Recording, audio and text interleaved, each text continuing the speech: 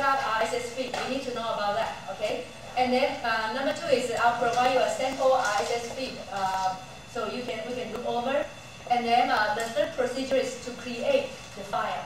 After we create the file, we need to validate the feed and also subscribe to iTunes. So this is a process. If you have your own server, if you want to run your podcasting website without going to those free stuff. But to tell you the truth, if you have a full-time job, if you teach in K-12 school, go for those free or go for those minimal payments website that can take care of everything for you. Clear?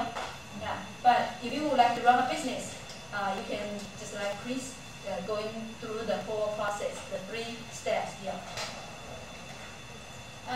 So RSS, what does it mean? It means really simple syndication. That's it. So RSS stands for that. And we will call the RSS XML feed is just a public accessible text file. It's a text file. It's a WordPad file, no text file. A very simple text file. But that text file allows you to easily create your feed and to automatically regenerate the file periodically. Regenerate means you can upload the file irregularly and you will catch the file. And this way, new content updates are added to the list without any human effort. Once you set up the RSS feed, later on you don't have to worry about those. Once you upload the file, it will automatically take care, and iTunes will automatically take the file. Because it's in XML, XML stands for Extensible Markup Language.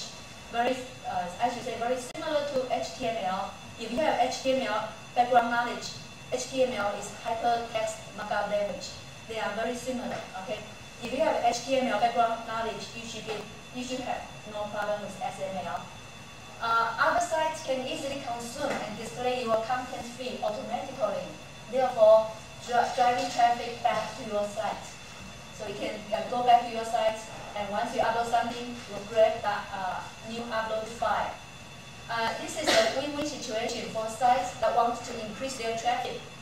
Okay, for example, lots of users might not know your website. If you just try to establish your business, people might not know. But if you subscribe to iTunes or other aggregator, and then they will grab your file.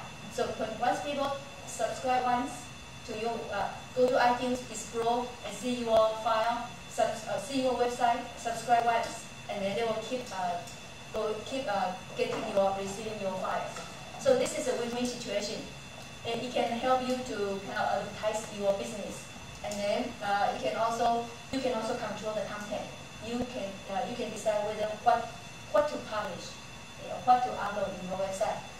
Purpose of RSS feed is to let external sites link to the content on your website. The external sites here usually we mean iTunes or iPodders, etc. There are a lot of more and more websites doing this kind of business.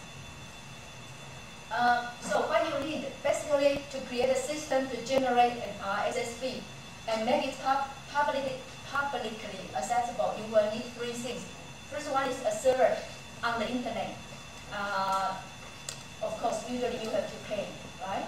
Right. So considering with paying a server or considering with paying RSS feed here in website, you can evaluate. Like Marcel, you use li-ling.com.